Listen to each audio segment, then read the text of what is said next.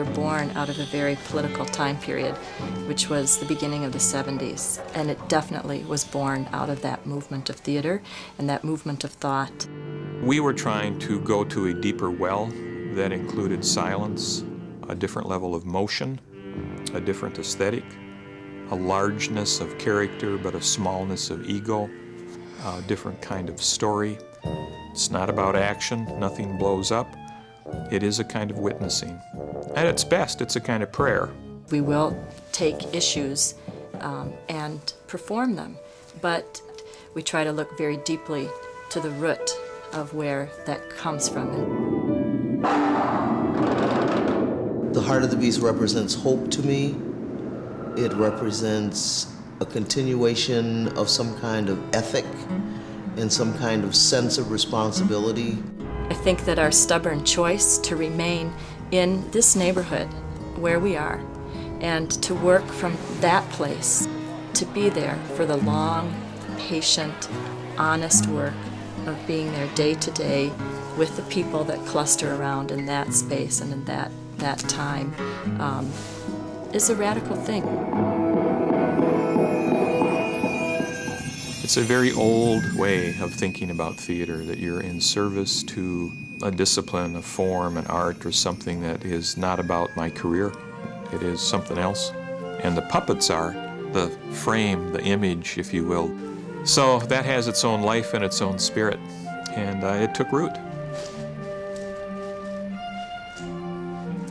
There is that wonder with the big exclamation point, where you can really open your senses, your eyes, your ears, your smell, your touch, to the world around us. And wouldn't it be great if our shows or our lives could be advertisements for what it is that really makes life worth living?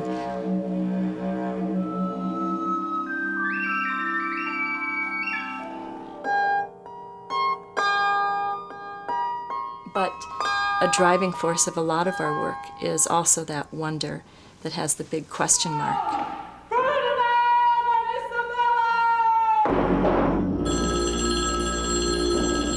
Why is there so much hatred, and why is there so much disparity, and why is there war? That's a wonder with a big old question mark. We do and say things that are difficult. So the art is responsible. It's like a social conscience. It seems worthwhile to look at both of those places of wonder and to not necessarily see them as opposite worlds, but to see them as the dialogue that is our times. We are here from In the Heart of the Beast Puppet and Mask Theater, and the teenagers that you see that are going to be performing today have been working for the last 3 weeks to write this show, design the show, and build almost every puppet that you'll see in the show. So we dreamed up this Lake Street Theater Club for kids, and it's a time in the summer where kids can come in and dream up their ideas, and then we help them make it. It's one of the most amazing times of the year because it's a time where all different kids come in, and parents and grandparents and families, and you see sort of the most diverse celebration, that we'll see in a year will be that Lake Street Theater Club for Kids final show. There are extremely polished directors and designers and performers in the Heart of the Beast now, and still people can walk in off the street and participate in the May Day Parade, in workshop productions, in the experimental theater, and even in the main stage work. And I think that is healthy. My God, what a commitment to the witnessing. On the day you were born, the round planet Earth turned towards your morning sky, whirling past darkness, spinning the night into light.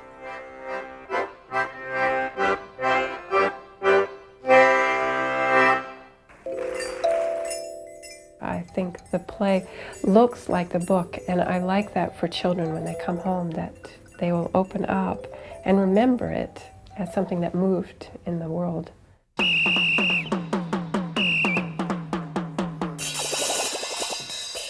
I love what Heart of the Beast has done with this book. I think they breathed a kind of life into it that I didn't write into it, and they managed to hold its sacredness of the story and yet interject a sense of humor and lightness that I wasn't capable of doing. Ladies and gentlemen, boys and girls, please step right up and hear the story of the amazing spinning earth. Like the universe, we take junk, we take scraps, we take mud, we take discarded cloth and paint, and out of that we create beauty. And I think that people are hungry for beauty because there is so much ugliness.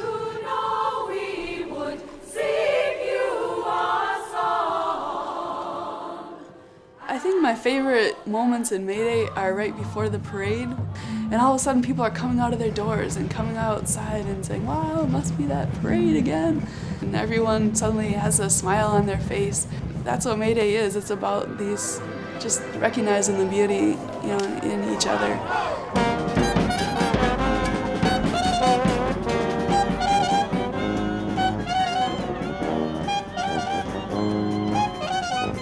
Every year, I'm just inspired by what happens. People coming in to work on something concrete. But what's really happening is that people are coming together.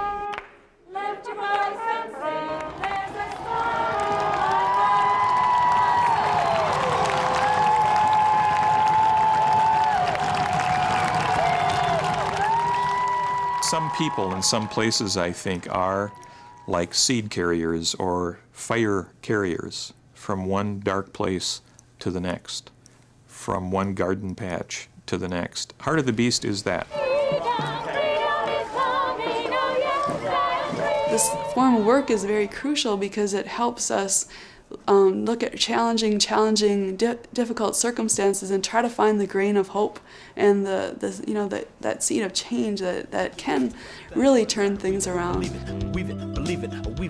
That really can help to build a better community for our children, for the children's children, the people that are going to come long after we're gone. It's keeping something very, very important alive that may bear fruit in a way that none of us can imagine in another 10 or 15 or 20 years. I mean, ideas of connectedness, ideas of thriving in ways that are not about material success, ideas of community, images of song and dance drawing people together, moments of silence.